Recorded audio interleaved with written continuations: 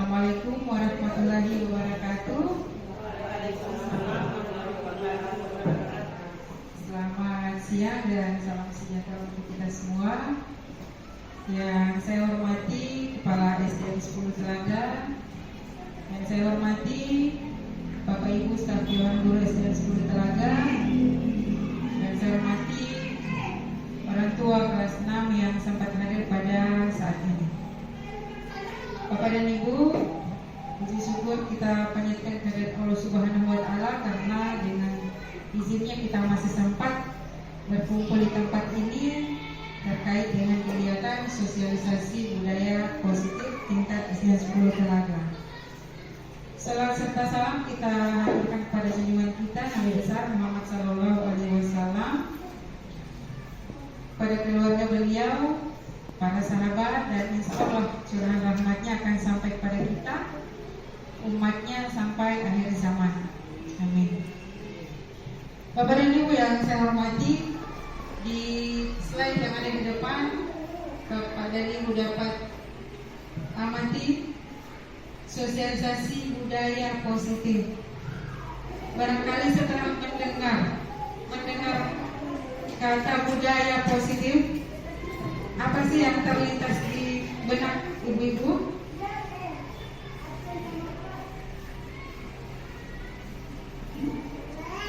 Budaya positif.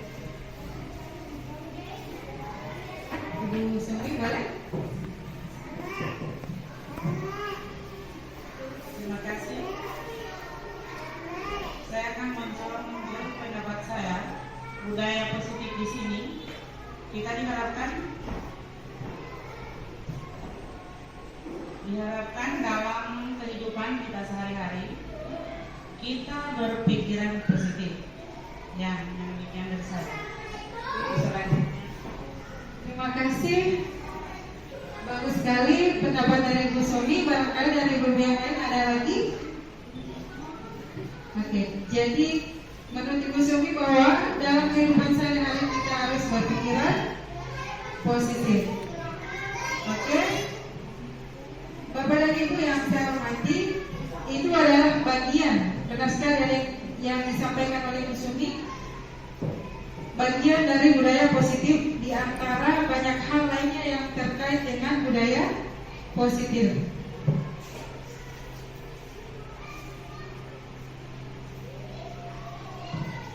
Menurut Ki Hajar Dewantara, Bapak pendidikan kita, guru dan orang tua itu diibaratkan sebagai petani. Kalau kayak di desa kita yang geografisnya banyak sawah, maka bisa jadi diibaratkan petani sawah. Jadi tugas seorang petani itu adalah menuntun tumbuhnya padi. Dengan cara apa kita menuntun tumbuhnya padi? Petani tadi ya. Yang pertama, mengolah tanah. Yang kedua, merawat padi itu dengan cara diberi pupuk, diberi air, agar hasil dari padi yang diharapkan menjadi baik, maksimal sesuai harapan. Nah, ibu dan orang tua peran itu diharapkan dalam kita mendidik anak. Jadi peran kita dalam menuntun, ya, bukan menuntut. Seperti si petani tadi, dia hanya menuntun. Tidak bisa dia menggantikan padi itu menjadi jagung sesuai yang dia mau. Dia hanya bisa berusaha semaksimal mungkin mengupayakan yang terbaik untuk tumbuhnya padi. Demikian juga kita dengan anak. Kita tidak bisa mengubah anak itu menjadi sesuai yang kita mau. Benar Bapak Ibu? Nah, dari uraian ini dapat dipahami bahwa sekolah diibaratkan sebagai tempat untuk bercocok tanam, dan padinya adalah anak-anak. Jadi guru hanya berperan dalam menuntun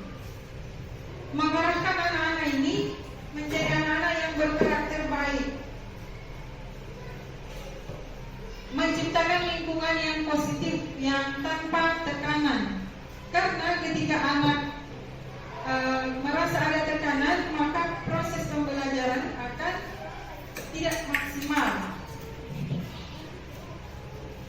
Dengan demikian, tanggung jawab kita sebagai guru dan sebagai orang tua adalah menciptakan lingkungan yang positif. Lingkungan yang positif seperti apa, Ibu? Yaitu yang warga sekolahnya saling memberi, saling mendukung, saling belajar. Warga sekolah di sini berarti ada guru, ada murid, dan orang tua sebagai komite.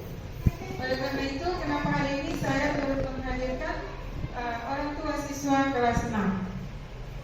Nah, dari lingkungan yang baik ini, kita harap anak-anak dapat tercapai melahirkan kebiasaan-kebiasaan yang baik. Kebiasaan-kebiasaan baik itu yang ketika dilakukan terus-menerus, maka dia akan menjadi sebuah budaya positif seperti yang disampaikan oleh Ibu Sumi tadi.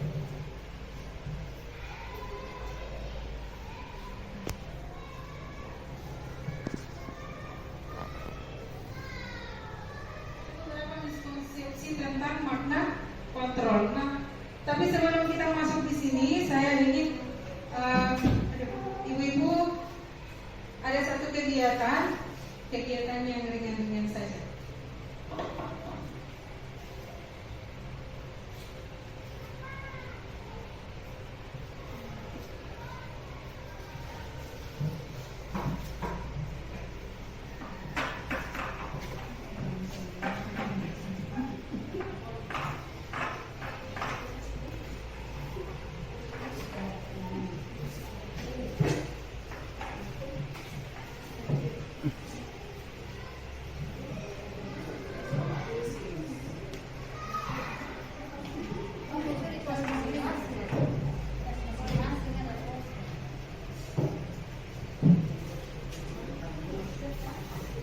Permintaannya adalah ibu-ibu bisa menuliskan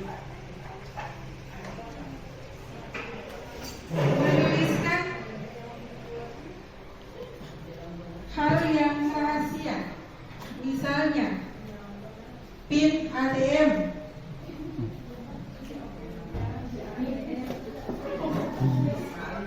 misalnya. Kalau yang ada silakan. Oke, kalau sudah, dan diusahakan hanya kita sendiri yang tahu.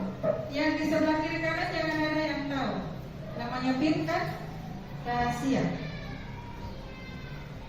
Boleh Bapak Ibu?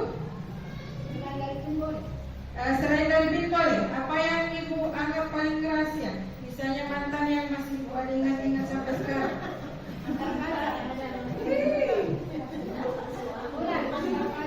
Silakan Ibu. Ini tidak ditulis, hanya ibu yang tahu, jangan ada yang di kiri kanan yang tahu. Makanya diminta yang rahasia.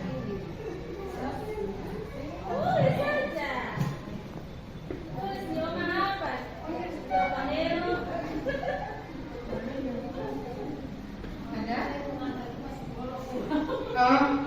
Hal yang rahasia yang tidak ingin mana orang lain ketahui. Makanya saya contohkan macam PIN ATM. Yang kita ingin tidak ada yang tahu, hanya kita. Apa saja Bapak Ibu? Silakan. Barangkali waktunya kurang dari satu. Nah, makanya yang bisa pikir kanan jangan ada yang tahu. Hanya diri sendiri kan rahasia. Kalau bilang mungkin siapa yang dia lakukan saat ini. Setelah ditulis, simpan, sembunyikan di salah satu tangan. Sembunyikan di salah satu tangan, genggam supaya tidak ada yang rahasia.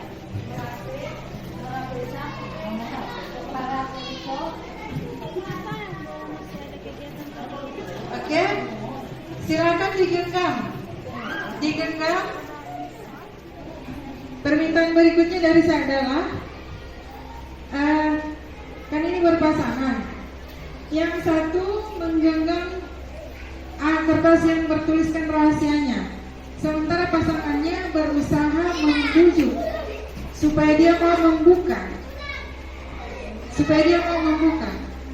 Terserah dengan cara apa, bisa dengan cara membujuk, bisa dengan cara menghardik, mengancam. Boleh menyogok, kamu kasih uang, saya kasih uang 1 juta, asal saya mau lihat itu. Dengan cara apa saja ibu-ibu? Boleh? Oke, waktunya 30 detik. Gak usah lama paksa, gak usah lama bujuk. Ayo, Ibu Sumi dan Ibu Yola, siapa yang lebih dulu? Baru kemudian dibalas. Sebentar setelah 30 detik, balas lagi. Yang sebelahnya yang mengunci tangan dan yang sebelah merayu, mengancam atau memaksa. Bisa Bapak Ibu? Silakan digenggam, waktunya 30 detik. Ibu Sumi dan Ibu Yola, silakan dibujuk. Terserah ibu mau atau tidak. Ibu Yola akan membujuk, boleh memaksa. Itu pilihan ibu.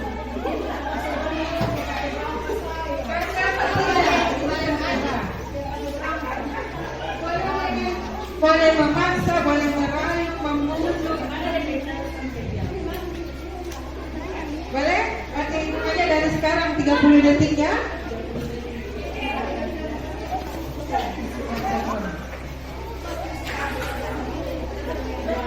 Oke, 30 detik.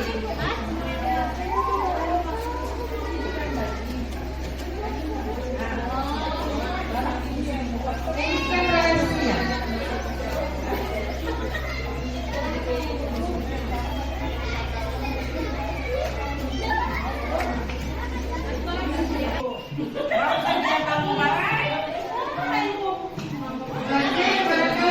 Habis waktunya untuk sesi yang pertama ya. Oke, sekarang gantian. Kalau Ibu Sumi berhasil membuka tangan, tidak?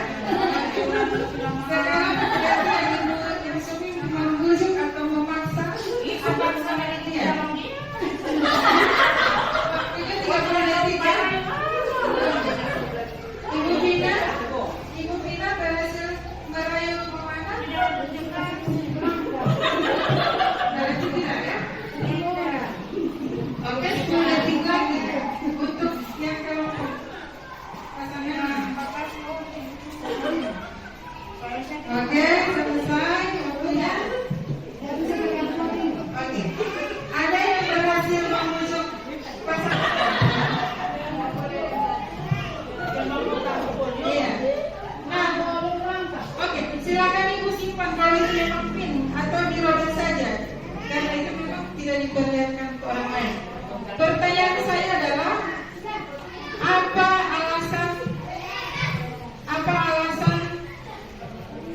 Ibu tidak membuka? Barangkali bisa mana? Tidak membuka kepalan tangan. Ini adalah privasi yang tidak boleh dibuka sama rahasia. Oke, tetap dulu karena itu adalah sifatnya sangat privasi dan rahasia, tidak boleh diketahui oleh orang lain. Kalau Ibu Yola alasan tidak membuka walaupun dirayu oleh Ibu Sumi,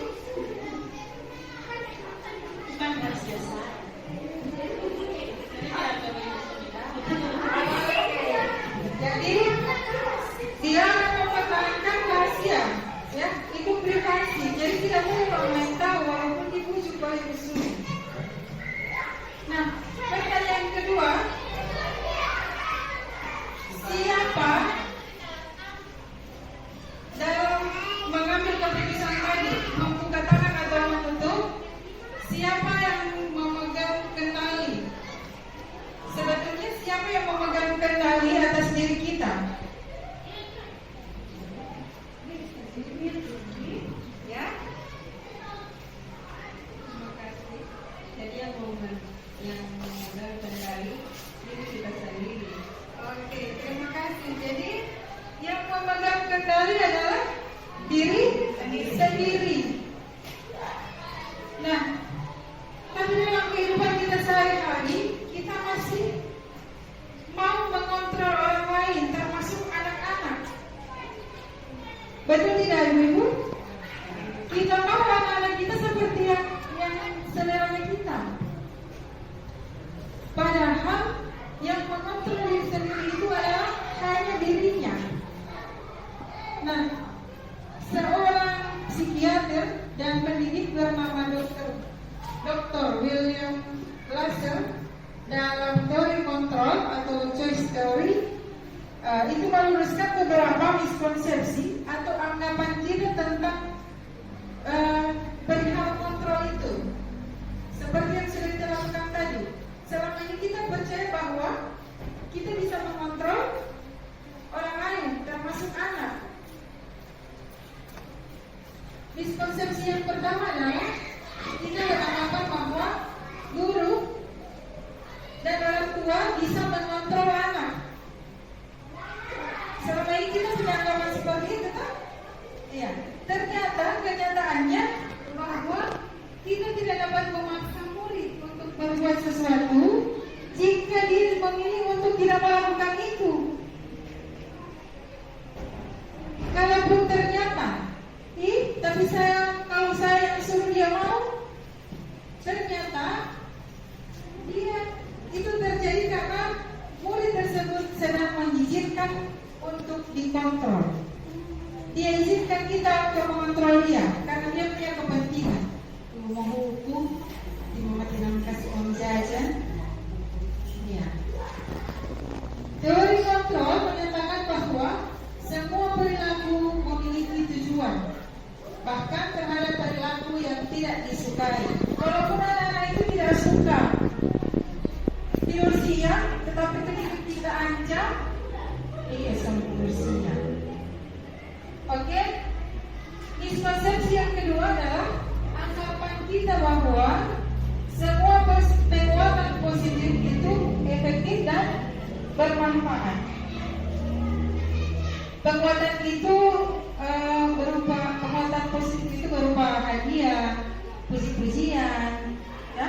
Selama ini kita menggunakan itu karena kita beranggapan bahwa itu bermanfaat.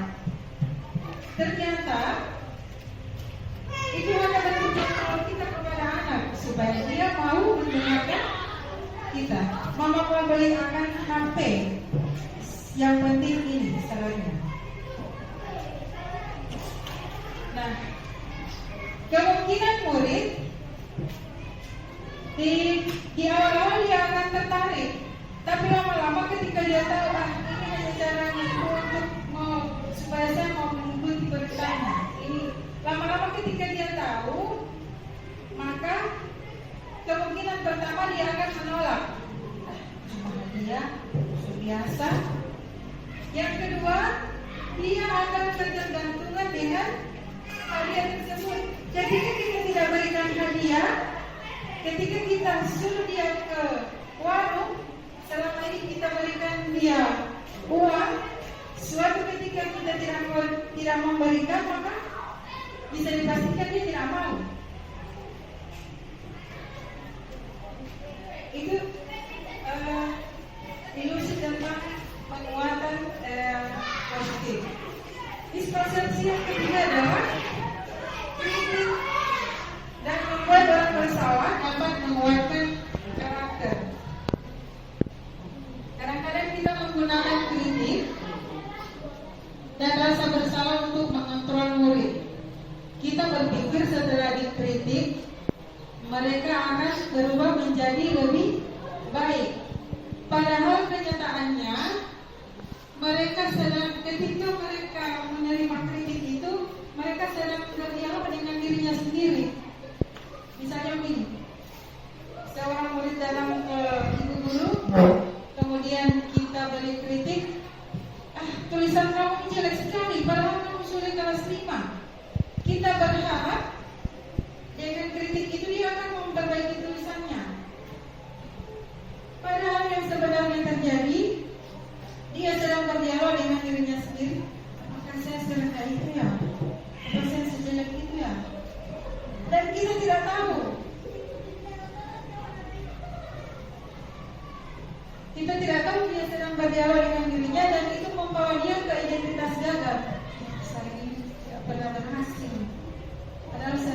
coba.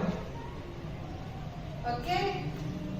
Miskonsepsi yang keempat adalah anggapan bahwa orang dewasa memiliki hak untuk memaksa.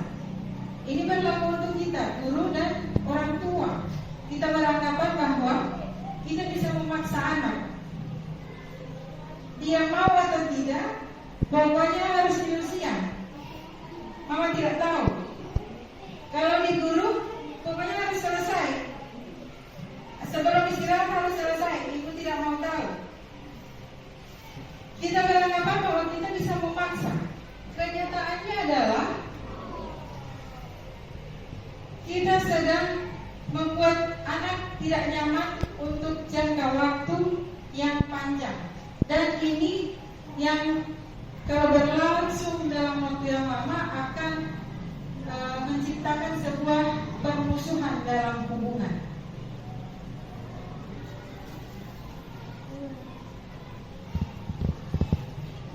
Nah, lalu seperti apa? Pertanyaannya, lalu anak-anak kita akan dibiarkan begitu saja, tidak usah dikontrol? Harusnya. Nah, bagaimana bentuk kontrol yang akan kita berikan? Di sini, dalam budaya positif ini salah satu komponen intinya adalah kita mau merubah cara pandang kita tentang teori kontrol yang sebelumnya, berubah ke teori kontrol yang sebelumnya kita anut itu disebut teori stimulus respon. Nanti ada stimulus, baru anak mau merespon. Nanti distimulasi dengan hukuman, nanti distimulasi dengan hadiah, baru anak mau melakukan yang kita suka. Nah, bagaimana kalau kita tidak menggunakan hukuman dan hadiah? Dokter Glaser tadi dia menawarkan sebuah teori yang disebut dengan teori kontrol. Di sini pada teori yang kita anut sebelumnya stimulus respon, kita memandang bahwa kebutuhan setiap orang itu sama. Kalau di teori kontrol, dia memandang bahwa kebutuhan setiap orang berbeda. Benar yang mana, Ibu? Yang teori kontrol atau stimulus respon? Apakah selama ini kita meyakini teori kontrol ini yang akan kita tuju? Pelan-pelan dari pola kita yang lama stimulus respon, kita akan menuju mengubah paradigma kita ke teori kontrol. Yang kedua adalah semua orang melihat hal yang sama. Kenyataannya setiap orang memiliki gambaran yang berbeda. Ketika kita melihat sesuatu, belum tentu yang dipikirkan oleh si A sama dengan yang dipikirkan oleh si B. Yang ketiga, kita mencoba mengubah orang agar orang berpandangan sama dengan kita. Seperti yang kita lakukan kepada anak. Menurut kita, kalau nilai matematika kamu bagus, maka itu anak yang pintar. Padahal, kalau di teori kontrol kita harus berusaha memahami pandangan orang lain tentang dunia. Tidak boleh egois. Anak juga punya pandangan sendiri. Ini tidak sama. Ini tidak cocok, ya. Yang berikut, perilaku buruk itu selalu dilihat sebagai suatu kesalahan. Itu di teori stimulus respon. Kalau di teori kontrol, dia melihat perilaku ada semua perilaku memiliki tujuan. Jadi tidak serta-merta menyalahkan dan membenarkan. Ditelusuri dulu apa tujuan dan motivasi dari perilaku itu. Yang berikut di stimulus respon, orang lain bisa mengontrol saya. Ini seperti yang kita sudah mainkan tadi. Kalau di teori kontrol, hanya kita mengontrol diri kita, termasuk anak-anak. Hanya dia yang bisa mengontrol dirinya.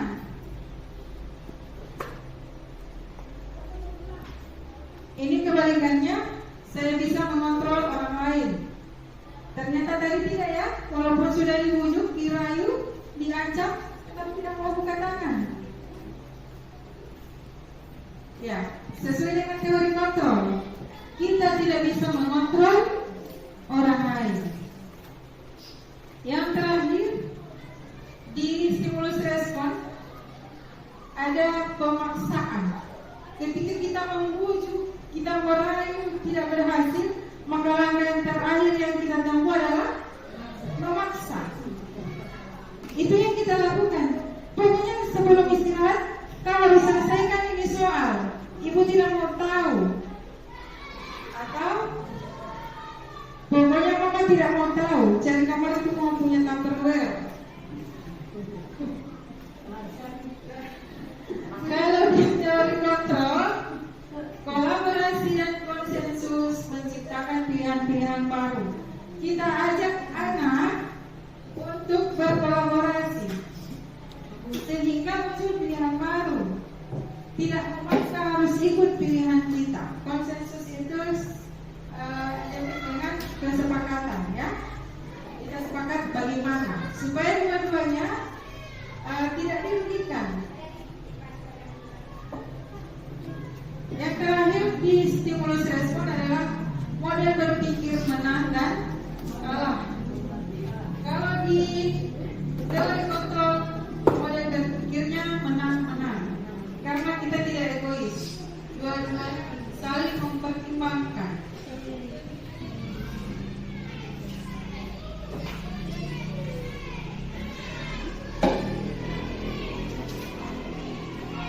Setiap perilaku itu ada tujuan.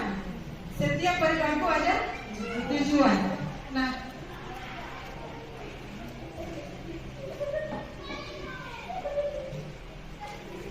masih dalam teori motivasi perilaku manusia. Jadi manusia itu melakukan sesuatu karena ada tujuan. Dalam teori motivasi ada 3 tujuan seseorang dalam melakukan sesuatu. Yang pertama, dia takut akan hukuman. Seperti yang tadi, kita mengontrol anak kita dengan menggunakan hukuman. Kalau tidak selesai, berarti kau tidak boleh istirahat. Kalau tidak tidur siang, sebentar mama tidak mau ajak ke mall. Ya? Biasanya, atau begini, kalau tidak tidur siang, papa akan pukul. Nah, walaupun dia tidak suka, akan dia lakukan. Hanya karena takut hukuman, untuk menghindari ketidaknyamanan atau hukuman. Biasanya anak yang di tipe ini, motivasinya ini, dia akan bertanya, apa yang akan terjadi jika saya tidak melakukannya? Papa mau bikin apa saya kalau tidak mau tidur siang? Gitu. Ibu, kalau saya tidak selesai sampai istirahat, ibu mau buat apa saya? Yang kedua adalah untuk mendapatkan hadiah atau imbalan. Ya, kalau yang tadi hukuman, nah sekarang nggak meningkat satu ini untuk mendapatkan imbalan. Kenapa kau tidur siang? Padahal tadi bilangnya tidak mau. Supaya sebentar malam mama ajak ke mall. Motivasinya hanya untuk mendapatkan hadiah. Atau di konteks kelas, mengapa kau sangat semangat menyelesaikan ini? Karena ibu guru mau kasih bintang kalau lebih dulu selesai. Nah, kalau tidak ada bintang, apa dia mau? Kalau tidak ada hukuman, tidak takut dihukum, apakah anak mau melakukan? Tentu tidak, ya. Nah, bagaimana kalau tidak ada kedua, tidak ada kesehatan hadiah ini? Saya juga tidak mau menghukum dia. Nah, ada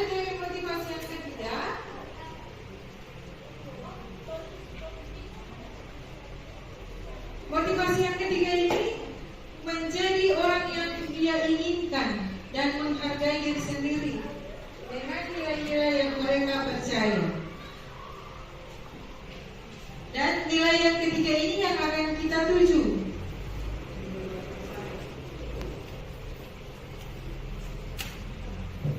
Dari segi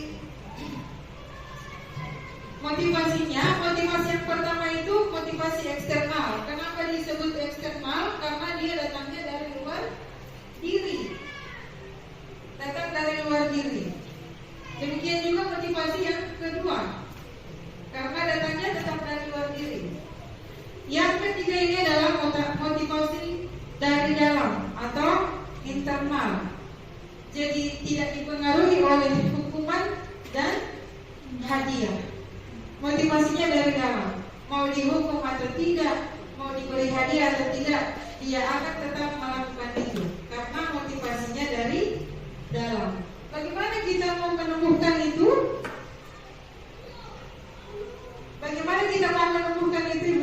Barangkali ada yang bisa sharing. Kita mau menemukan motivasi yang ketiga ini. Walaupun tanpa hadiah, walaupun tanpa hukuman, dia mau termotivasi dengan sendirinya. Adakah yang bisa sharing, Ibu? Ibu Agus? Bisa sharing? Mendisiplinkan anak tanpa menggunakan hukuman, tanpa menggunakan hadiah, tapi menemukan motivasi dari dalam dirinya. Ibu Erlina bisa? Atau ada yang bisa? Menemukan motivasi dari dalam, mau mendisiplinkan anak itu, tapi dari dalam dirinya sendiri. Ya, tidak diiming-iming hadiah, juga tidak ditakut-takuti dengan hukuman.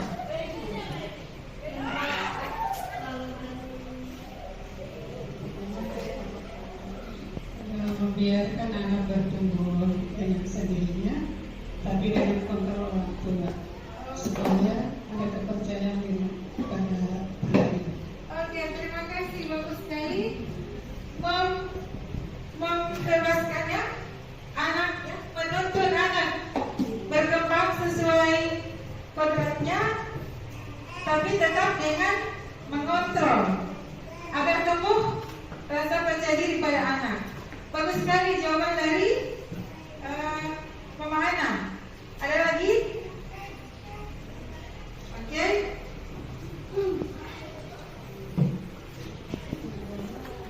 Kalau menurut saya, kalau di dalam kelas itu sebelum kita melakukan kegiatan pembelajaran, kita melakukan kesepakatan kelas. Saya pribadi, saya memberikan kepercayaan kepada anak didik saya bagaimana mereka mendisiplinkan diri sendiri dalam kelas tanpa harus saya marah-marah atau begitu. Seperti ini. Oke, terima kasih. Jadi kalau di dalam kelas Ibu Agus menggunakan kesepakatan kelas. Apalagi itu kesepakatan kelas. Ya, sebentar kita akan bahas apa itu kesepakatan kelas. Dan ini bisa juga digunakan di rumah. Nah, terkait cara mendisiplinkan anak, ketika mendengar kata disiplin, kira-kira apa yang terlintas di pikiran kita?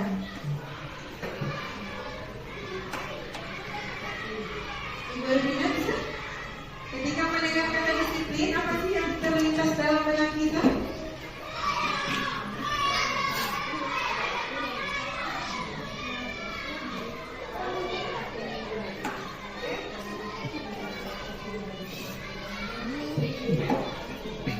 Berbicara dengan disiplin di sini berarti kita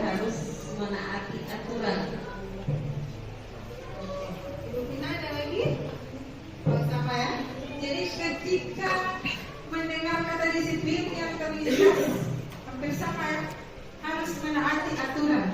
Jadi disiplin itu identik dengan aturan. Ternyata disiplin itu berasal dari bahasa Latin disiplina yang artinya belajar. Ya, saya juga baru tahu bahwa makna kata disiplin itu adalah belajar. Yang berikut, disiplin itu diharapkan mampu membuat orang menggali potensi yang ada pada dirinya, menulis sebuah suatu tujuan tentang apa yang dia hargai. Saya mau jadi orang yang bertanggung jawab, jadi saya harus begini. Nilai tanggung jawab itu yang dia tuju. Jadi walaupun tanpa hadiah, tanpa hukuman, dia akan termotivasi. Namun dalam budaya kita, makna kata disiplin telah berubah menjadi sesuatu yang dilakukan seseorang pada orang lain untuk mendapatkan kepatuhan. Benar begitu Ibu? Selama ini kita memahami bahwa disiplin adalah apa yang dilakukan oleh seseorang, atau kalau dalam konteks sekolah, apa yang dilakukan oleh sekolah untuk mendapatkan kepatuhan anak. Sekolah memprogramkan ini supaya anak patuh. Sekolah memprogramkan ini supaya anak patuh. Kita cenderung menghubungkan kata disiplin dengan ketidaknyamanan, bukan dengan apa yang kita hargai. Ya.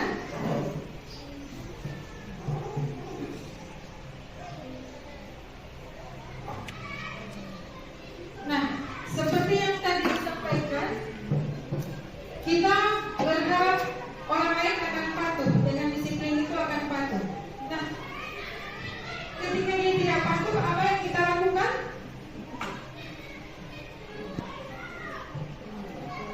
Bisa kemana? Ketika anak tidak mau patuh, apa yang kita lakukan?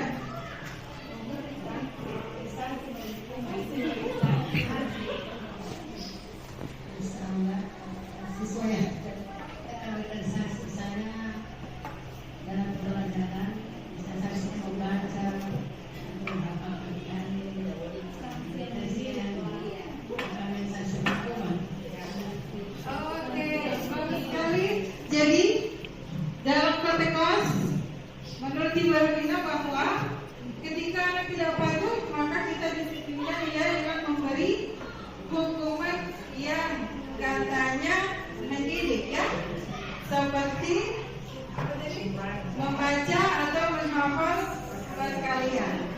Oke, ya, katanya. Nah, dalam konteks budaya positif, kita mengenal ada beberapa istilah, ada hukuman, ada konsekuensi, ada restitusi. Kira-kira yang Ibu Ervina berikan tadi itu termasuk hukuman atau konsekuensi? Oh, hukuman. Tapi Ibu Ervina ada pembelaan di situ bahwa itu hukuman yang mendidik, hukuman yang mendidik. Tapi tidak menghilangkan makna hukuman itu, ya. Oke, kita lanjut. Apa sebetulnya perbedaan dari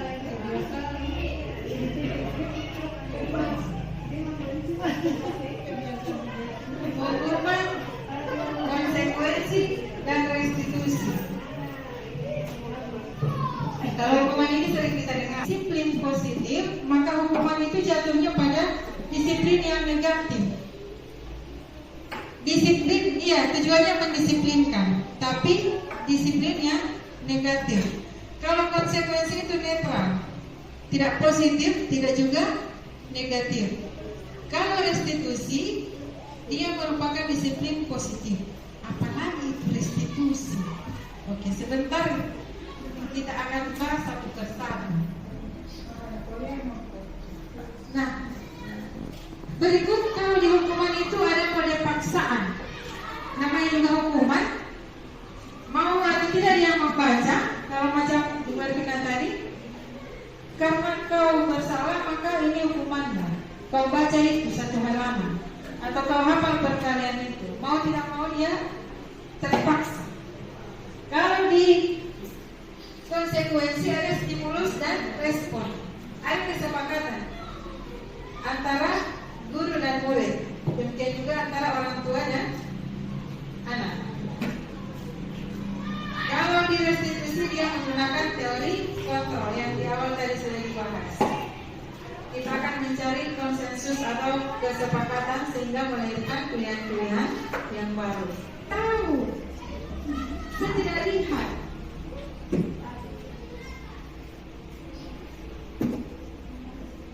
Berikut, kalau pada konsekuensi, anak akan belajar taat pada peraturan. Ada kesepakatan sebelumnya. Jika dia melanggar, apa yang harus terjadi? Jadi dia sudah kira-kira, dia sudah tahu apa yang akan ibu guru lakukan atau orang tuanya lakukan. Yang kalau pada restitusi, anak akan belajar memecahkan masalah. Dia diajak, kau itu nakal sekali, pot itu ada diam-diam di situ, bisa pecah itu gara-gara kau. Ya, penguatan negatif. Berikut kalau di konsekuensi, mencoba mengontrol anak dengan penguatan positif. Kalau pada restitusi, anak paham bahwa dirinya sendiri yang pegang kendali kontrol. Ditinjau dari sifatnya, kalau hukuman ini tiba-tiba tidak diharapkan dan sangat melukai, anak kan tidak tahu. Astaga, tiba-tiba potnya pecah. Tidak bisa diprediksi hukuman apa yang akan diberikan atau hukuman apa yang akan mama dan papa berikan kalau itu terjadi di rumah. Kalau di konsekuensi, hukumannya sudah diketahui, sudah ada kesepakatan duluan. Siapa yang memecahkan pot ini, dia wajib mengganti. Jadi dia sudah tahu, saya yang pecahkan maka saya akan ganti. Kalau di restitusi, kita akan mengundang, mau ajak anak bicara untuk mengadakan restitusi. Nanti semakin penasaran, ya apa itu restitusi? Kira-kira pertanyaannya setelah mengetahui perbedaan konsekuensi hukuman dan restitusi, kira-kira selama ini kita mendisiplinkan anak dengan menggunakan cara yang mana? Selama ini, sebelum hari ini ke belakang, kita lebih banyak mendisiplinkan anak itu menggunakan mode yang mana? Hukuman, konsekuensi atau restitusi?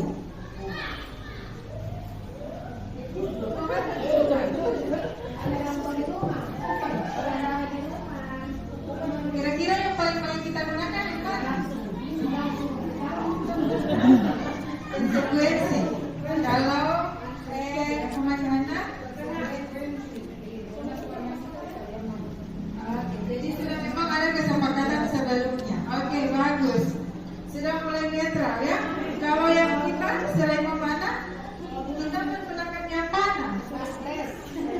Hukuman. Nah, itu yang ya.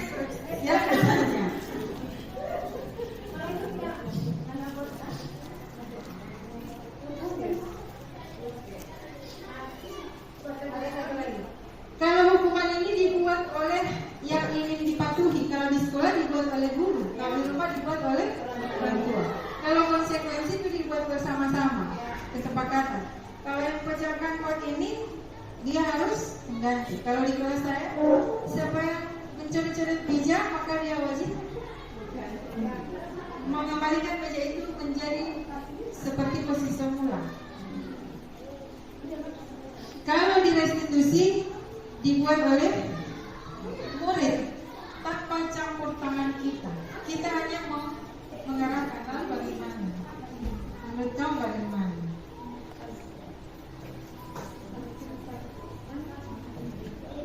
Sekarang apa hubungannya disiplin positif dan teori motivasi? Tadi teori motivasi itu kan ada 3. Takut hukuman, ingin mendapatkan imbalan dan ingin menghargai diri sendiri.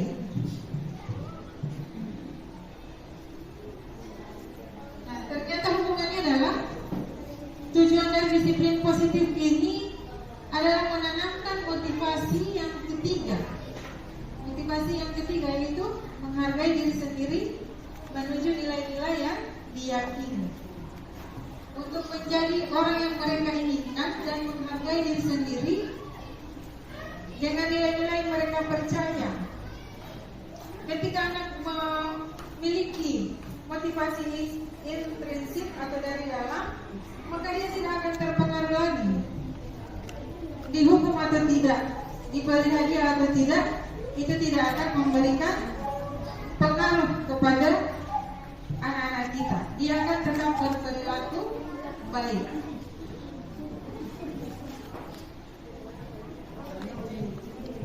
Nilai-nilai yang mereka hargai atau mencapai suatu tujuan yang mulia. Saya mau jadi orang yang seperti ini, Ibu. Makanya saya berbuat ini. Jadi walaupun tanpa hadiah, walaupun tanpa hukuman, dia akan tetap berperilaku baik.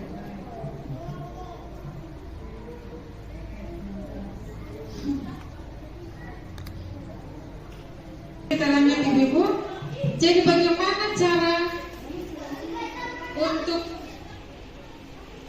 mencapai agar anak-anak kita mencapai motivasi yang ketiga ini? Motivasi internal, motivasi dari dalam. Nah, tadi seperti yang sudah disampaikan Ibu Agus, Ibu Agus menyampaikan tadi membuat kesepakatan kelas atau keyakinan kelas. Seperti apa lagi itu keyakinan kelas? Mengapa disebut keyakinan kelas? Karena dia memuat nilai-nilai apa yang diyakini di kelas itu.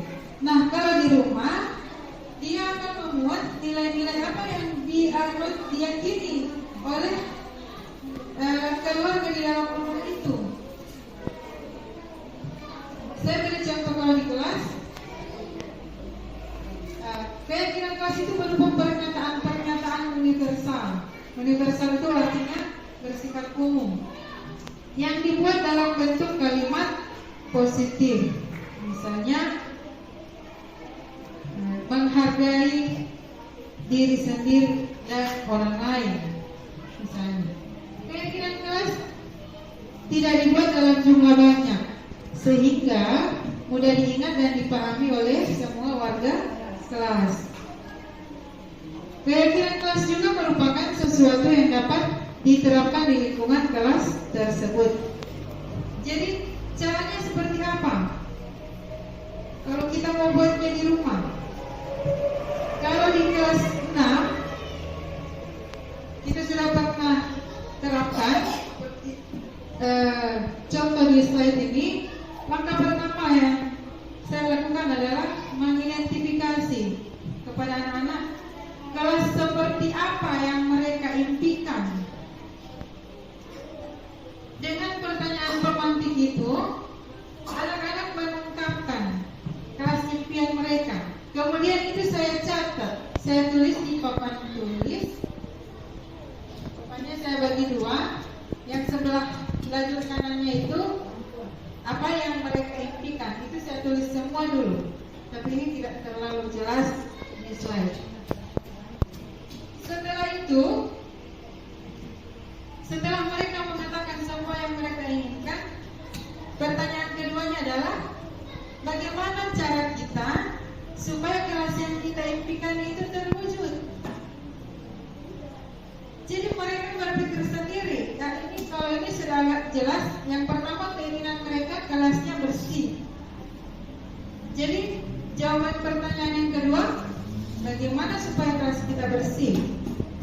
Mereka jawab sendiri juga, membersihkan kelas sesuai jadwal piket. Kemudian ini draftnya ya, apa yang mereka katakan itu saya suruh tulis semua. Yang kedua, bagi yang membuat kelas jadi kotor harus membersihkan kembali.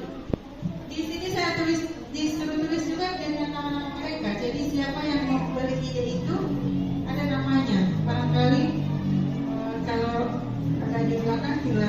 perjelas tulisannya. Jadi setelah mereka menuliskan impian-impian, kemudian upaya-upaya untuk mencapai impian itu mereka sendiri yang buat. Setelah terbentuk ini, kan kalimat dari anak-anak itu kadang-kadang masih anak-anak. Kita luruskan kalimat-kalimat itu menjadi kalimat yang bisa jadi dibuat dalam suatu keyakinan kelas. Setelah kalimatnya diperbaiki, maka saya meminta mereka untuk membuatnya dalam bentuk seperti ini. Saya bagikan kertas, buat seperti yang kalian mau. Sebetulnya lebih indah kalau saya print supaya tulisannya bisa dibaca jelas. Tapi mengapa saya tempelkan dalam bentuk aslinya seperti ini? Agar mereka merasa dianggap, mereka dilibatkan. Yang kita pakai di kelas ini adalah aturan kita. Yang kita pakai di kelas 6 adalah kesepakatannya warga kelas 6. Demikian juga di rumah. Kita bisa membuatnya di rumah. Rasa bangga bahwa aturan mereka itu dipakai, ide-ide mereka itu terpakai. Dan siapa yang memakai? Mereka sendiri, warga kelas itu. Jadi tidak ada model paksa. Oh, ibu yang buat kita capek. Kalau ini mereka sendiri. Jadi tugas saya tinggal mengingatkan. Ketika terjadi pelanggaran, saya mau minta itu dibacakan kembali dan menanyakan yang mana yang dilanggar.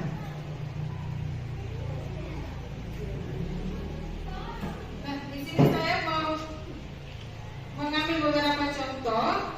Tadi sering bilang nilai kebajikan. Kita tahu nilai kebajikan itu seperti apa.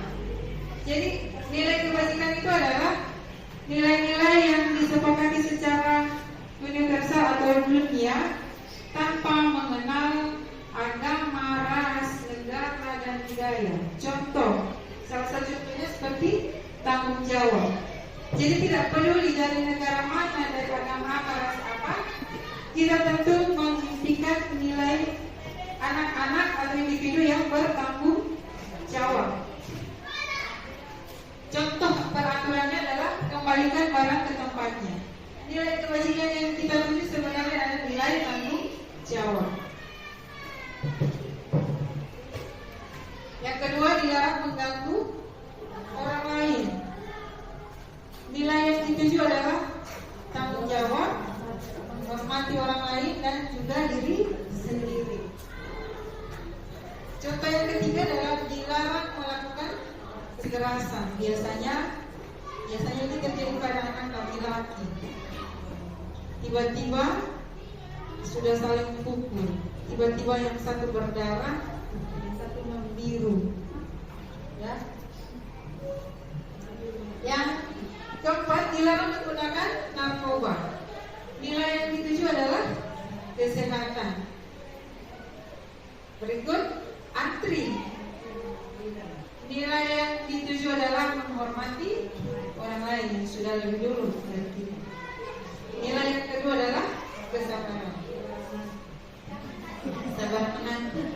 Oke, yang terakhir, contoh peraturan adalah jangan berlarian di kelas atau di koridor. Nilai yang dituju adalah keselamatan dan keamanan.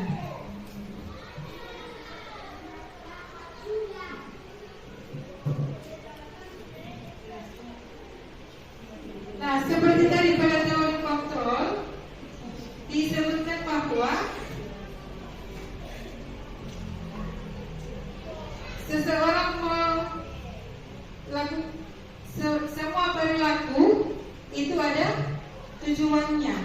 Nah, perilaku yang kita lakukan itu sebetulnya adalah usaha terbaik kita dalam memenuhi kebutuhan dasar kita. Nah,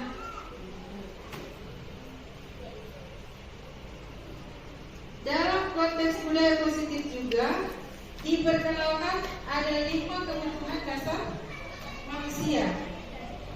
Ternyata seperti ini. anak-anak itu sudah buat keyakinan kelas, tetapi masih ada juga yang melakukan pelanggaran. Oke, sebelum kita masuk pada kebutuhan dasar manusia, saya punya satu contoh kasus. Di kelas 6, beberapa waktu yang lalu, ada beberapa orang tua yang datang melapor, tapi di hari yang berbeda, bahwa sering terjadi di kantin ada anak kelas 6 yang meminta dengan paksa makanan dari adik-adik kelasnya.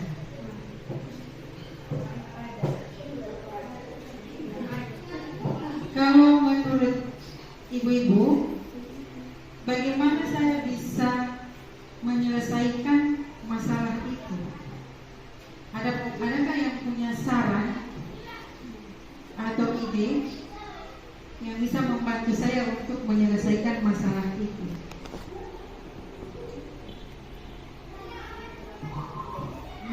Dia meminta tapi dengan paksa. Setelah saya telusuri, ternyata dia mau ngaku itu. Dia meminta tapi dengan paksa. Barangkali ada ibu-ibu yang punya saran yang bisa membantu saya untuk menyelesaikan itu.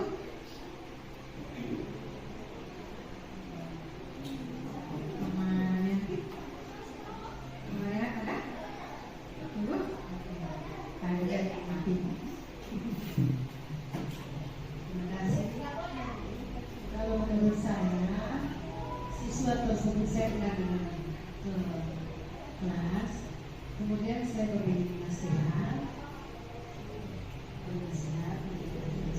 jangan lagi mengulangi perbuatan seperti itu. Kemudian kalau saya tanya, kalau apakah orang tuanya memberi uang atau apa padanya, kalau misalnya dia tidak diberikan uang, karena biasa kan seperti itu karena tidak bawa uang jajan, karena kalau bagi saya akan memberikan walaupun sedikit. Terima kasih. Bagus sekali saran dari Ibu Ervina. Jadi anak tersebut akan diajak untuk berbicara ya, dari hati ke hati, sampai Ibu Ervina karena sangat peduli sampai menanyakan kalau dia bawa jajan atau tidak. Dan kalaupun tidak, maka Ibu Ervina akan dengan ikhlas memberikan sedikit uang sebagai jajan. Oke. Ada lagi Bapak Ibu, Ibu-ibu? Nah, itu saran yang sangat bagus dan sudah pernah saya lakukan.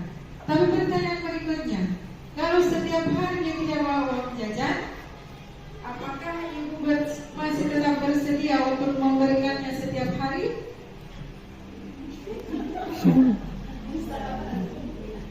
Kalau ada ya, oke. Nah, kira-kira, kita akan telusuri dia kalau mengapa melakukan perbuatan itu. Kalau itu saya tidak bisa share karena cuma alhamdulillah hanya satu kali, cuma satu kali. Setelah saya praktekkan tentang yang ada di budaya positif ini, alhamdulillah tidak lagi tanpa saya kontrol di kantin. Alhamdulillah. Nah, ternyata ibu-ibu tadi di teori kontrol dikatakan bahwa setiap perilaku itu memiliki tujuan. Dan apa yang anak-anak lakukan itu tentu memiliki tujuan, yaitu untuk memenuhi kebutuhan dasarnya.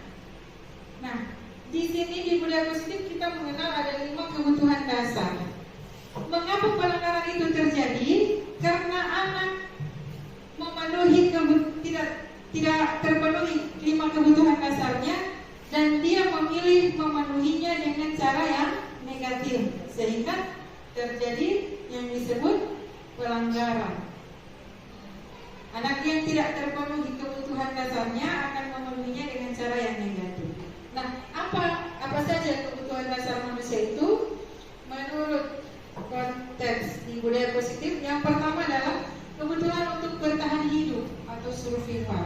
Ini berkaitan dengan fisik, ya, bertahan hidup, makan, pakaian, rumah, dan komponen lainnya. Nah, yang kedua adalah kebutuhan akan cinta dan kasih sayang. Kalau yang kedua ini dia kebutuhan yang bersifat psikologis atau kebutuhan batin atau jiwa. Seperti apa contohnya? Dia butuh diakui baik di dalam keluarga maupun di sekolah, dengan guru atau dengan teman-temannya. Merasa dianggap, tidak dihina, tidak dibully, merasa disayangi. Yang ketiga adalah kebutuhan akan kebebasan. Bebas seperti apa yang dibutuhkan oleh anak-anak kita? Mereka ingin bebas diberikan pilihan dan mereka memilih, bukan kita yang pilihkan. Yang keempat adalah kesenangan, kebutuhan akan kesenangan. Siapa sih yang tidak butuh kesenangan? Ada yang mau menderita? Orang dewasa saya tidak mau. Kenapa anak-anak kita buat menderita? Nah, kebutuhan akan kesenangan ini adalah diantaranya bermain, tertawa. Anak-anak dengan kebutuhan dasar kesenangan yang tinggi biasanya ingin menikmati apa yang dia lakukan. Mereka akan berkonsentrasi tinggi dalam mengerjakan hal yang disenanginya. Jadi bagaimana kalau hal itu dia tidak senangi? Pasti dia uring-uringan. Kalau bisa tidak suka ini mau paksa. Dan yang kelima adalah kebutuhan akan kekuasaan atau power. Merasa dianggap bahwa saya ini mampu. Kenapa kamu pandang enteng? Kenapa kamu pandang remeh saya? Saya ini mampu melakukan ini. Anak juga butuh pengakuan atas powernya. Nah, kita kembali ke kasus yang tadi. Si anak ini kasusnya satu ya, tadi meminta dengan paksa bekal anak yang lain, adik-adik kelasnya. Setelah ditanya, ternyata jawabannya adalah ini bukan jawaban anak yang tadi, hanya alternatif jawaban. Jawabannya adalah saya sedang lapar dan orang tua saya tidak membuatkan bekal untuk saya, juga tidak memberi saya uang jajan. Berdasarkan jawaban ini, menurut ibu-ibu, kira-kira anak tersebut sedang ingin memenuhi kebutuhan yang mana? Apakah kebutuhan bertahan hidup, cinta dan kasih sayang, kesenangan, kebebasan, ataukah kekuasaan? Jawabannya seperti ini. Saya sedang, kenapa kamu memaksa? Karena saya sedang lapar. Berarti dia sedang memenuhi kebutuhan yang pertama, yaitu kebutuhan bertahan hidup. Oke. Kalau jawabannya seperti ini, kenapa kau memaksa si, misalnya yang di kelas 6 yang saya hafal, kenapa kau memaksa meminta makanannya anak? Karena saya suka melihat anak punya muka marah-marah, mengemaskan. Kalau jawabannya seperti itu, kira-kira kebutuhan apa yang sedang ingin dia penuhi oleh anak ini? Apa? Oke, kesenangan. Dia cuma iseng, cuma suka lihat saja. Suka teman-temannya. Nah, dia suka membuat dia senang. Dia sedang memenuhi kebutuhan akan kesenangan. Ketika dia, jawaban yang ketiga alternatifnya, kenapa kau minta-minta itu anak-anak lain punya makanan? Kamu ada bawa kan? Ada. Tapi saya bosan. Mama buatnya itu saja. Saya ingin mencoba teman-teman punya bekal yang lain. Kira-kira kebutuhan apa yang sedang ingin dipenuhi oleh anak ini?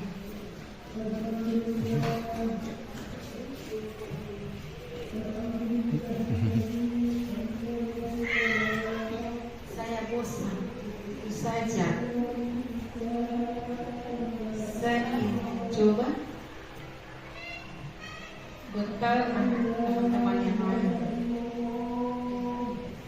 Kebutuhan akan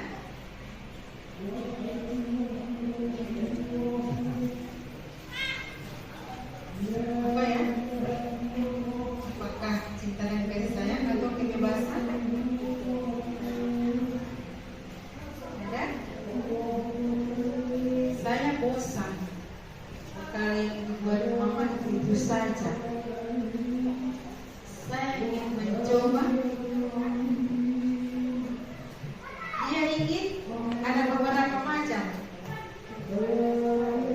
kebutuhan. Oke, ada yang memiliki kasih sayang, ada lagi pendapat lain. Oke, kalau Ibu Yulan kebebasan, Ibu Sumi sama. Oke, jadi dia sebetulnya ingin diberikan pilihan. Kan katanya dia bosan.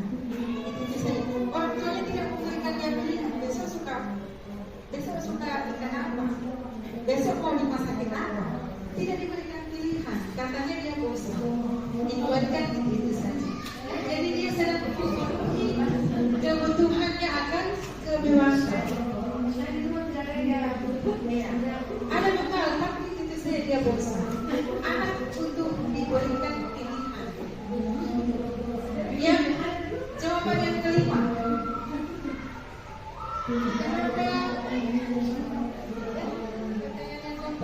Kenapa kau memaksa meminta makanan teman-teman? Itu supaya saya tidak mau bekal. Lalu supaya teman saya, misalnya anak, supaya anak mengadu sama ibu, kemudian ibu telepon ke orang tua saya. Jadi besok-besok orang tua saya akan buatkan saya bekal. Kira-kira kebutuhan akan apa yang sedang dia penuhi? Oke, kebutuhan cinta dan kasih sayang agar dia dianggap oleh orang tuanya. Mama, papa tidak buat saya bekal. Dia tidak bisa makan di sekolah. Dan selalu biar kita berikan uang 50.000, tapi mereka butuh perhatian. Yang jawaban yang terakhir, kenapa kau memaksa teman-teman lain punya makanan? Saya ingin supaya mereka takut dengan saya. Ketika saya bertanya, mereka akan takut dengan saya. Oke, berarti dia sedang memenuhi kebutuhan akan kekuasaan. Jadi semua perilaku anak itu ada tujuannya. Oleh karena itu teori kontrol tidak membenarkan kita serta-merta menjudge. Ini salah. Kenapa kau memaksa minta anak-anak lain punya makanan? Itu salah. Gimana saja melalui papa ini orang kaya. Jadi harus kita telusuri dulu.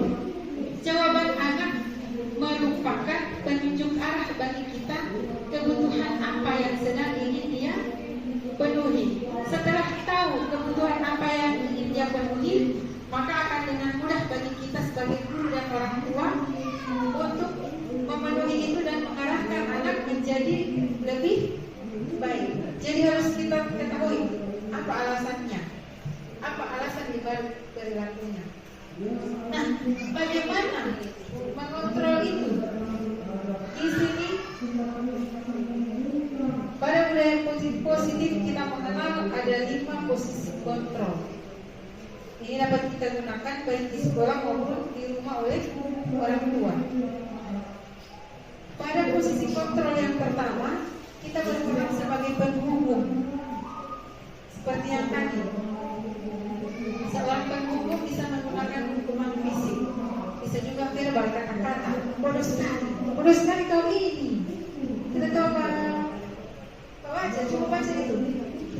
Tulis 100 kali. Dengan nada seorang penghubung itu ciri-cirinya suaranya kasar, dengan mata yang melonjak. Kenapa kau terlambat? Ya? Kenapa kau pakai sepatu warna putih? Dia menimbulkan efek tekanan bagi anak-anak dan rasa tersiksa dalam jangka waktu yang lama. Yang kedua, posisi kontrol membuat orang merasa bersalah. Pada posisi ini biasanya orang tua atau guru akan bersuara lebih lembut, tidak seperti kamu. Kenapa terlambat? Dia agak lebih halus, namun membuat anak menjadi merasa bersalah. Ini memang salah.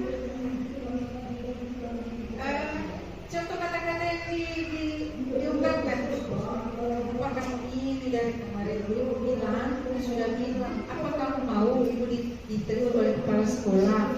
Apa kamu mau ibu dipermalukan oleh teman-teman guru yang lain? Sehingga anak merasa bahwa dirinya gagal untuk membahagiakan orang lain. Dan ini merupakan efek negatif juga bagi anak. Posisi kontrol yang ketiga adalah posisi kontrol sebagai teman. Kita memperlakukan anak seperti teman. Ini sudah mulai ke arah yang positif. Guru pada posisi ini tidak akan menyakiti murid, namun akan berupaya mengontrol murid melalui pendekatan persuasif seperti teman. Kelemahan dari posisi kontrol ini adalah murid akan ketergantungan dengan kita. Misalnya dengan Ibu Ermina. Ibu Ermina memperlakukan anak-anaknya dengan posisi kontrol sebagai teman. Tidak dihukum, tidak dibuat merasa bersalah, tapi dibuat seperti teman. Ya sudah, mari sini nanti dibantu. Anak akan ketergantungan dengan Ibu Vina. Ketika bukan Ibu Vina yang berkerasnya, maka dia tidak akan mendengarkan. Berikut yang keempat adalah posisi kontrol sebagai pemantau. Namanya saja pemantau. Jadi segala gerak-gerik dipantau. Dia menggunakan sanksi atau konsekuensi. Ketika anak melakukan kesalahan, maka diajar untuk kembali meninjau konsekuensi yang sudah dibuat. Yang kelima adalah posisi kontrol sebagai manajer. Posisi kontrol ini yang mau kita tuju. Seperti apa posisi kontrol sebagai manajer? Di mana guru berbuat sesuatu bersama dengan murid. Jadi dia mempersilahkan murid untuk mempertanggungjawabkan perilakunya, mendukung murid agar dapat menemukan solusi sendiri atas permasalahannya. Jadi kita mendukung, tidak lebih membuat dia merasa bersalah dengan menekan.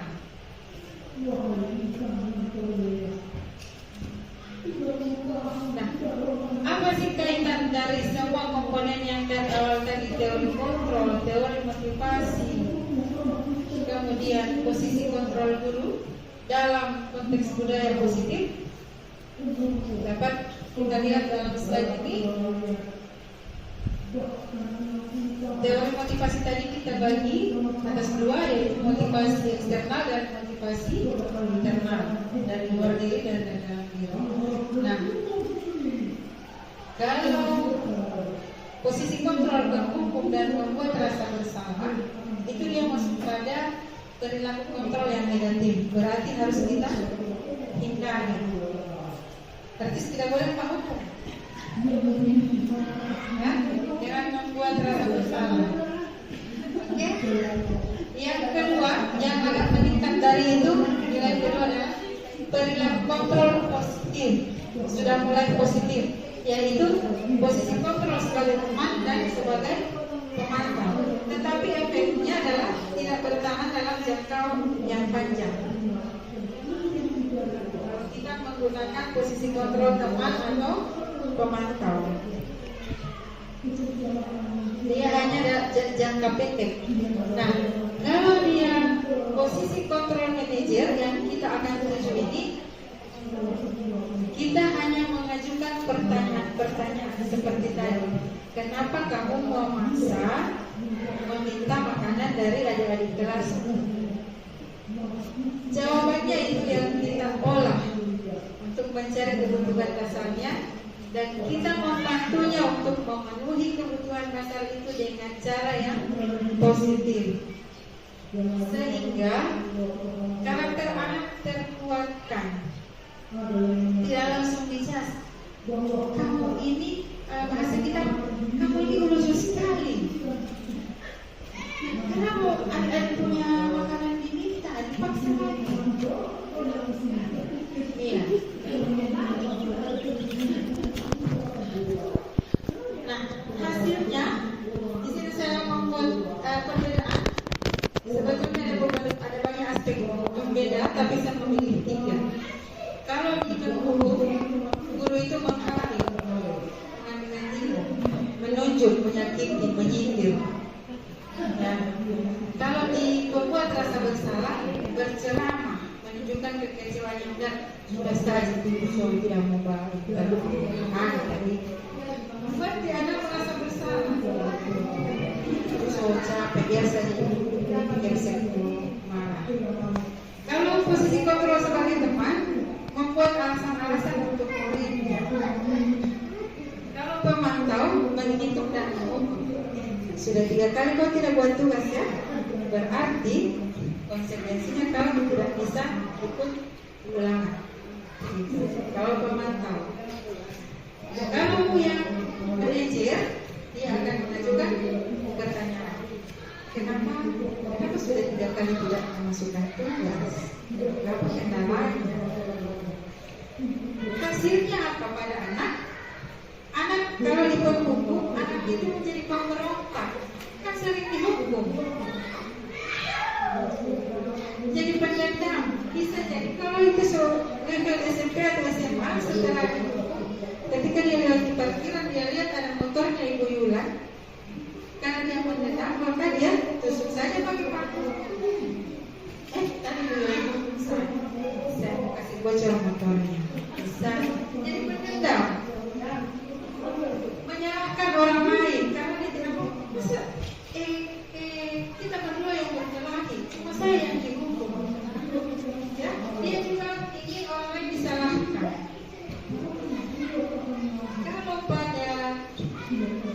Kalau dampaknya pada murid, dia akan memulai kesalahan itu berulang kali dan menjadi perilaku yang agresif.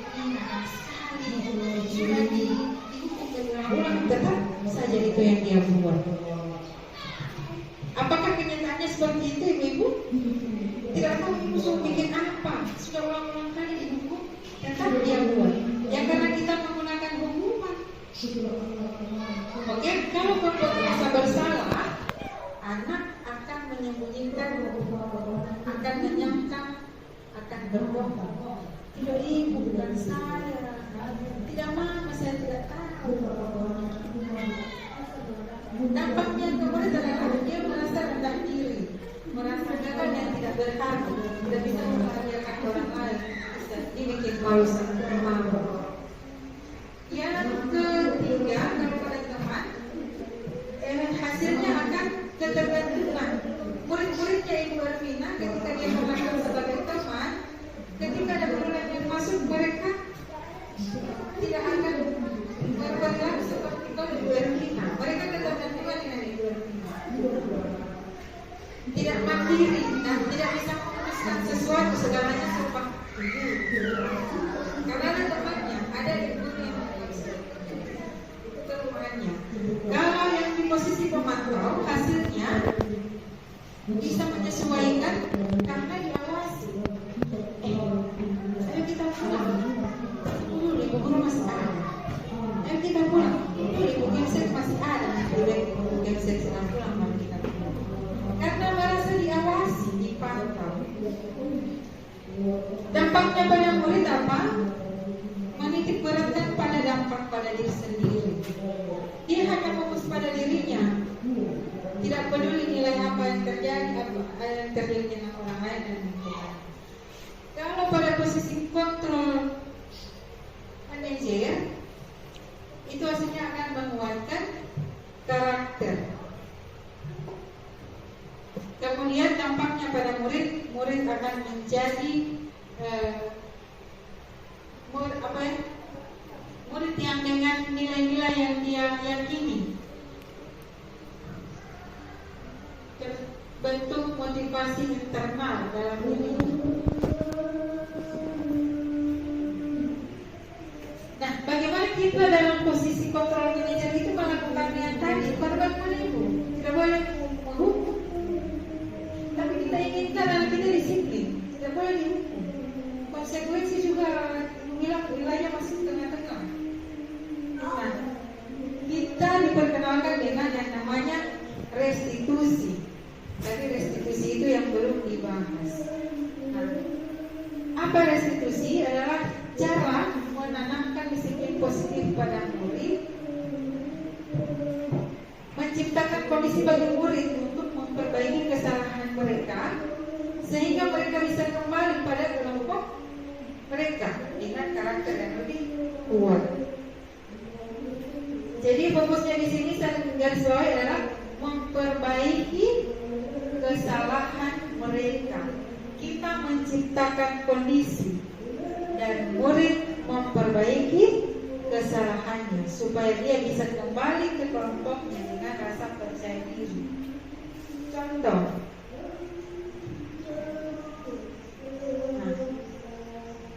ada 3 tahapan. Mengapa disebut segitiga restitusi? Karena ada 3 tahapannya. Tahap yang pertama adalah menstabilkan identitas. Seperti apa menstabilkan identitas? Ketika tadi dia melakukan kesalahan, bagian ini bertujuan merubah orang yang merasa gagal karena berbuat salah menjadi orang yang sukses. Kita harus mampu meyakinkan mereka, misalnya dengan berkata, oh tidak apa-apa, saya juga pernah melakukan hal yang sama denganmu. Ketika seseorang dalam kondisi emosi, maka otak tidak mampu berpikir rasional. Kondisi ini sangat tepat kita gunakan untuk menstabilkan identitas. Kita membantu menenangkan mereka dan mencari solusi untuk permasalahannya. Dekat dulu dia, jangan langsung salahkan. Kenapa saya ambil makanannya? Kenapa kok kamu maksa meminta makanan itu? Karena ini, oh iya. Distabilkan dulu identitasnya agar dia tidak merasa seperti orang yang gagal. Saya tidak salah, baru dikasih salah. Yang kedua adalah validasi tindakan yang salah. Tindakan yang salah kok divalidasi. Pada langkah kedua ini, terlebih dahulu kita harus memahami kebutuhan dasar. Dari pertanyaan yang di pertama tadi, kita akan tahu ketika dia menjawab ini, berarti dia sedang memenuhi kebutuhan yang mana. Apakah survival, kebebasan, power, atau cinta dan kasih sayang. Setelah kita tahu apa motivasi dari perilakunya, maka kita harus memahami alasan di balik perilaku itu. Biasanya kita akan mengatakan, oh iya, tidak apa-apa. Ibu tidak melihat siapa yang salah dan siapa yang benar. Ibu hanya fokus bagaimana cara menyelesaikan ini. Apa yang kamu bisa lakukan? Ditanyakan ke dia sendiri, ke anak sendiri. Nanti pasti dia akan bercerita. Ketimbang kalau di awal kita sudah marah-marah, kenapa minta-minta orang punya makanan? Kamu ini. Yang ketiga adalah, langkah ketiga dari segitiga restitusi adalah menanyakan keyakinan. Ketika dia sudah mau bercerita dengan kita, langkah ketiga adalah kita menanyakan nilai apa yang dia yakini. Menurut kamu apakah itu perbuatan yang baik atau tidak? Ketika dia menyatakan itu tidak baik, jadi apa yang boleh kamu lakukan agar itu tidak terulang lagi? Dia akan mengungkapkan sendiri penyebabnya dan solusinya. Lalu kita kuatkan lagi, apakah kamu dengan nilai itu, mau jadi orang seperti itu, iya. Kapan mulainya? Kapan kamu akan berusaha? Jadi dia sendiri yang menentukan tujuannya, nilai yang dituju. Kita orang dewasa, baik guru maupun orang tua, hanya menciptakan kondisi anak yang menentukan. Ya, jadi kalau di pengalaman saya dulu adalah sering menggunakan posisi penghukum. Di depan sini ada teman saya yang di masa lalu dan beliau sangat kenal bagaimana saya punya posisi kontrol penghukum. Saking takutnya, saya cuma mau lewat kalau dengan kepala pasti lari masuk semua itu. Karena kalau tidak melakukan itu, pokoknya tidak bisa disampaikan kesalahan keliruan saya di masa lalu. Alhamdulillah sudah belajar tentang ini dan merubah paradigma pemahaman saya tentang bagaimana cara mengontrol dan mendisiplinkan anak. Dan ternyata ibu-ibu, kalau kita berusaha mengontrol orang lain itu membuat capek. Benar tidak? Kita capek, sudah ditegur, besok lagi dia buat, sudah diberi hukuman, besok lagi dia buat. So habis capek, ibu tidak tahu bagaimana. Capek sendiri toh? Sesuai pengalaman saya setelah menerapkan ini, saya menjadi plong. Kurang lebih beberapa bulan terakhir ini saya jarang marah. Kalaupun marah itu keceplosan saja. Iya. Tinggal keceplosan. Dan saya melihat dampaknya di anak. Bagaimana kalau kita mengajar dalam kondisi marah-marah, anak-anak tegang, dan ketika kita ukur hasilnya pasti berantakan. Tapi ketika suasana kelas kita nyaman dengan kondisi yang menyenangkan guru dan anak, luar biasa hasilnya, ibu-ibu. Bahkan ada anak yang ketika di kelas sebelumnya dikatakan anak yang lambat, anak yang tidak aktif, yang diam-diam saja, alhamdulillah di kelas 6 semuanya sudah menunjukkan keaktifan. Dan Bapak Ibu, saya ingin menyampaikan testimoni pelaksanaan segitiga restitusi. Saya mohon maaf, ini suaranya tidak terlalu kedengaran. Testimoni saya tanyakan kepada mereka bagaimana perasaannya setelah saya lakukan segitiga restitusi ketika mereka melakukan kesalahan.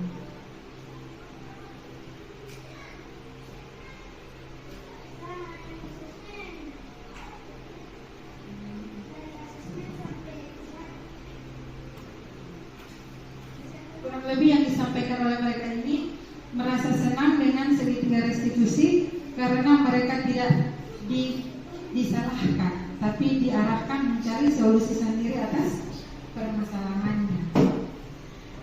Oke, barangkali itu konsep-konsep ini dari budaya positif yang insya Allah akan sama-sama kita tanamkan di sekolah SD 10 Telaga dan di rumah kita masing-masing sesuai dengan posisi kontrol yang tadi sudah disampaikan. Sebagai kesimpulan dari sosialisasi ini bahwa untuk melakukan ini bukanlah hal yang mudah. Sudah itu hari ini, mana ini ibu bilang tidak berhasil? Iya, saya juga seperti itu. Saya mencobanya sudah kurang lebih 5 bulan ini dan belum langsung berhasil di percobaan 1, 2, atau 3. Kadang-kadang anak itu merasa aneh begini, kenapa tiba-tiba ibu jadi baik begitu? Ya, merasa aneh. Begitu juga di rumah. Kenapa mama tidak ada jadi baik? Biasanya ketika saya memecahkan kelas ini langsung diharap di mana di lapangan. Tapi ketika hari ini saya pecahkan keramik yang jauh lebih mahal dari gelas, mama mengundang saya, kemudian diberikan pertanyaan-pertanyaan dan sebagainya. Ada apa dengan mama ini? Ya, ya. Jadi itu bukan hal yang mudah, tapi kita sebagai orang dewasa kita akan berusaha memperlakukan anak-anak kita sebagaimana yang diamanatkan oleh teori kontrol tadi. Setuju Ibu? Kita akan belajar bersama-sama. Kenapa saya hadirkan orang tua? Karena kita dalam pusat pendidikan, sekolah, orang tua dan pemerintah. Ketika pemerintah meluncurkan program ini dan kami guru sudah melakukan itu, rasanya tidak seimbang ketika di sekolah diperlakukan seperti itu, kemudian di rumah masih dihukum. Ya, jadi saya berharap dengan sosialisasi hari ini, kelas 6 saya adalah menjadi kelas 6 yang terbaik yang pernah saya pegang selama saya menjadi guru. Saya punya cita-cita seperti itu. Insya Allah mereka akan lulus ini dengan karakter yang sangat kuat dan motivasi dari dalam diri. Oke, barangkali demikian saya sampaikan terima kasih atas kehadiran dan perhatian dari ibu-ibu. Mohon maaf atas segala hilaf dan salah, lebih dan kurangnya. Saya mohon maaf. Billahi taufiq wal hidayah. Wassalamualaikum warahmatullahi wabarakatuh. Waalaikumsalam warahmatullahi wabarakatuh.